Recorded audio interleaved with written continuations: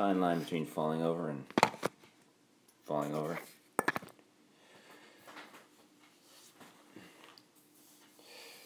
Yeah, it's a long story. It's an old shirt, slept in it, whatever.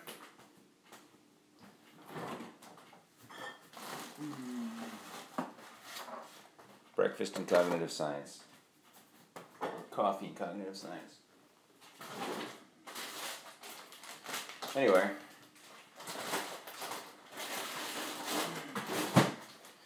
Yesterday, technology decided to hate me. First, this is all Wirecast Go thing not behaving, but the big thing was my laptop giving a cognitive science talk to a class. Chooses to my laptop, MacBook Pro 2013, suddenly refuses to connect to external displays. Now, I'm supposed to be giving this talk, and so of course it's about displays and, you know, virtual devices and virtual reality, augmented reality, blah blah blah, very impressive stuff. And my laptop just won't connect to the projector in the room, and giving a talk on all these crazy future interface devices and stuff without any visual aids kind of sucks. So that is really super stressful. Wind up having to just wing it and say, look, and it looks like, you know, imagine a thing, and and we do this, and it's not great. I need a spatula for these eggs. They're not eggs yet.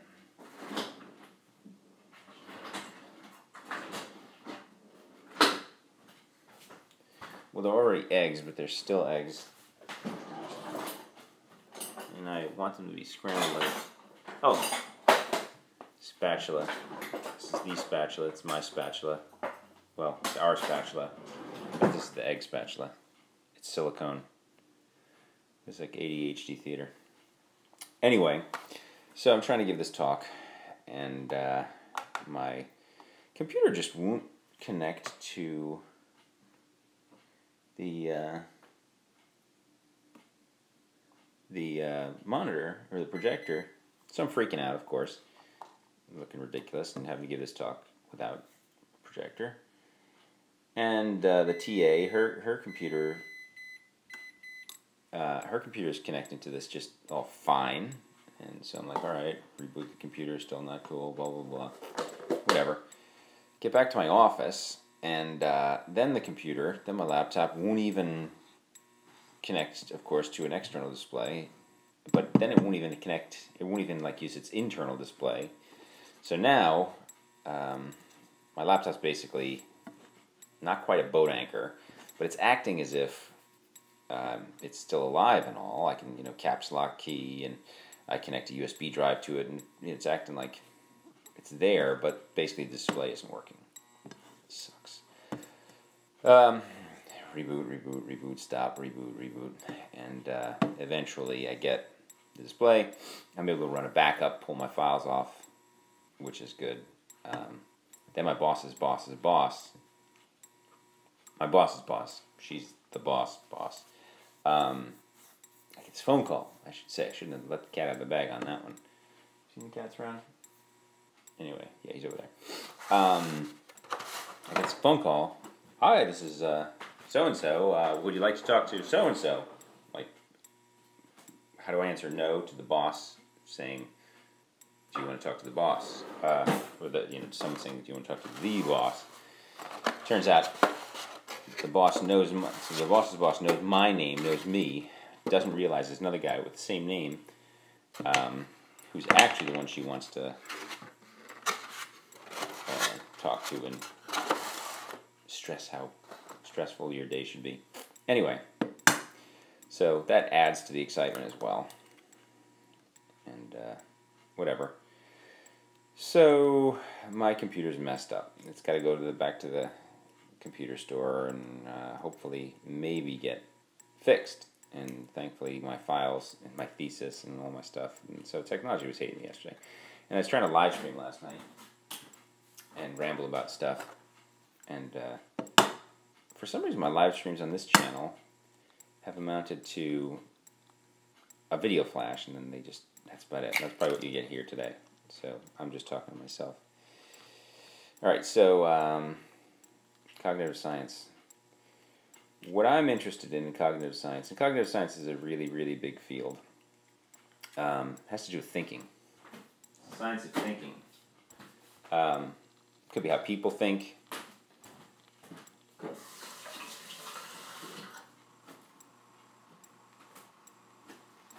Could be how like animals think and thought happens in general, and primitive thought and behavior. Could be how machines think. Could be just about like perception and stuff. So it's AI and philosophy and psychology and neuroscience and neuropharmacology. Yeah, how brain's affected by drugs. So it's not brain science. It's not like biology, except it can be, because you can talk about the biology of thinking, I suppose, biology of cognition. But anyway, it's a really, really big field, which is why I like it. And it's really kind of very interdisciplinary and stuff. So anyway, I'm really into interfaces. I'm into human-computer interaction. That's kind of become my thing. And the problem with being really big into human-computer interaction is trying to quantify how cognition comes into play and how effective new interfaces are and things. And I mean, it's really, you can say, oh look, this is an exciting thing and people like it and so on. But scientifically, that really doesn't give you much of a leg to stand on with regards to, you know, what's the science behind some cool display. I mean, you could say the science behind an LCD is like, you know, liquid crystals and causing them to flip polarities and polarization and all that. But that's really more the science of that physical side of things, and not the perception side of things.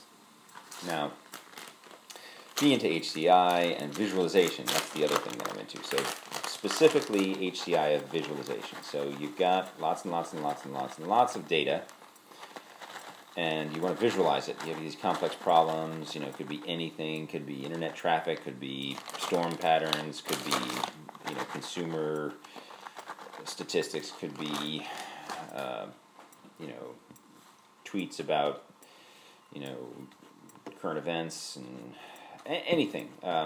You know, we live in a big data age now, and you want to visualize it, and it's really complicated. And sometimes people come up with fancy graphs that are like, ooh, that's cool. Look at that sexy graph. But a lot of times those, you know, great visualizations are just crap. They just, you know, scientifically, engineering-wise, informationally, they're just crap, other than being like, wow, they look cool. So in cognitive science, or in one corner of cognitive science, we have this thing called cognitive load theory. And it's basically, you know, load on your brain, how much you can handle. But now, specifically, cognitive load theory and instructional media design, and cognitive load theory or multimedia learning theory, that's kind of how to apply some of this cognitive load theory stuff specifically to presentation of, you know, helping people learn stuff. And so my theory is that, now I should watch myself live stream. I just get a note from that. But anyway, so cognitive load theory tells us that there are a certain amount of perceptual bandwidth and a certain amount of stuff that's going on in the immediate that we're trying to present you with things. You know, it's all about now. It's all about perceptions, the perceptual front end to the cognitive process. And that involves your pre-attentive processing. Basically, you've got all these things, like your eye is good at sensing motion this way more than it is this way, you know, things like that. And certain colors pop out, and certain motions, types of motions pop out, and things. And you just make totally unconscious decisions about things and whatnot.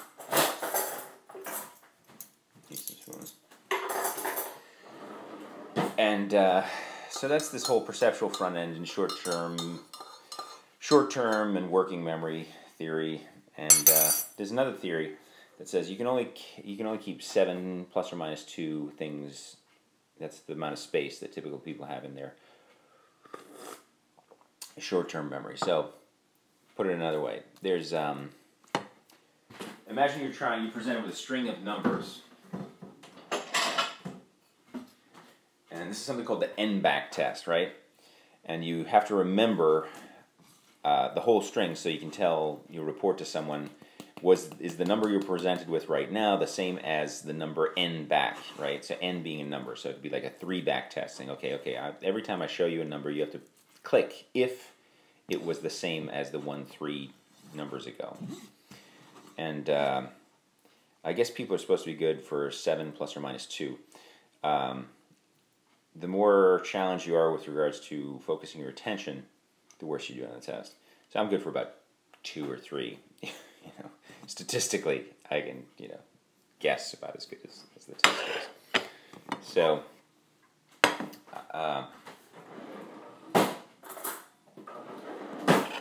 that sort of explains why I am the way I am. I make awesome eggs. They're creamy.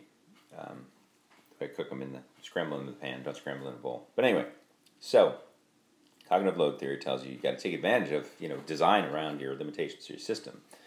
Don't try to put 10 pounds of crap in a 5-pound bag, basically.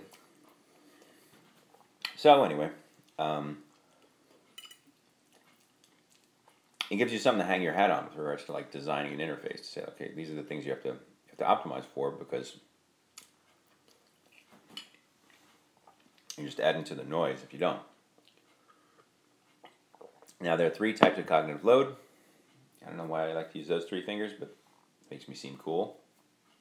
We have intrinsic cognitive load. So if you're trying to learn something, there's a certain amount of load that's just involved in, that task you're trying to learn. Might be juggling core concepts, or like, you're trying to learn how to add a certain number of numbers together, and you just have to, use that much of your perceptual processing to carry the numbers around. And then there's this fuzzy thing called germane cognitive load. And that's supposedly not stuff that's so much concerned with the new information, but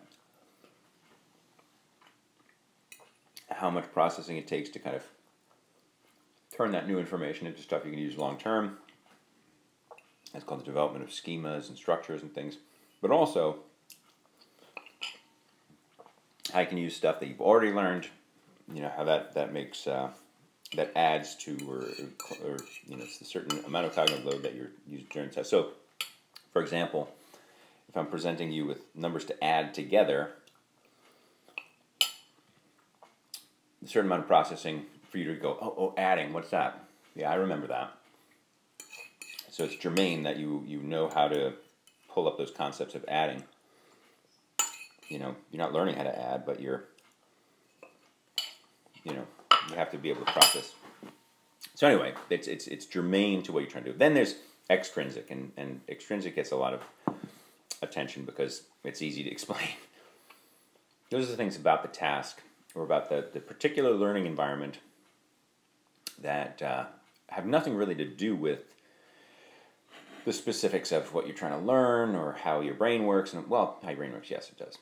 But it's just stuff you got to deal with. The noise in the room, the processing of, what's that color meant? That color meant this, and that color meant that, and what's that noise over there? Oh, someone put these, these fancy things on the screen. So a certain amount of loading just as a result of the materials, or the presentation methods. See him? He's an extrinsic cognitive load with regards to this conversation. He's a distraction. So you want to minimize distractions, but not just distractions, but also optimizing the environment. So, the layout of the stove, that could be better laid out, so I'm not thinking of that layout while I'm cooking, right? It's more obvious decisions I'm making spontaneously and so on by optimizing and making it nice and quiet and so on. So you try to measure that, and that's tricky. Just measuring cognitive load is tricky too.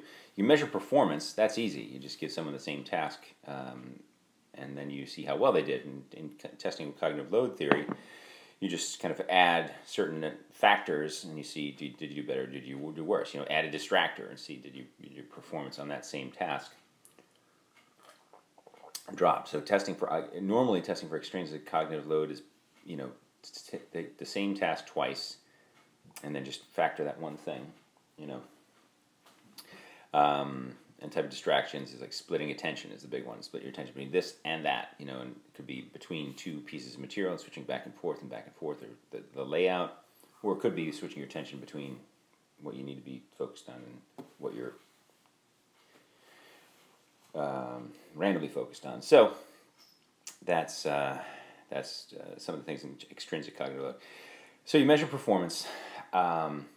But that doesn't necessarily give you cognitive load. It doesn't give you the amount of effort you think you're putting in. How hard was it, right? How fast someone ran a race, you can't really say, well, how much effort did they put in? Maybe they have natural talent, right? And they're really good at that. So they just, ran. Look, they did, they trained. They got better. Really doesn't say like how much effort they felt they put in that day.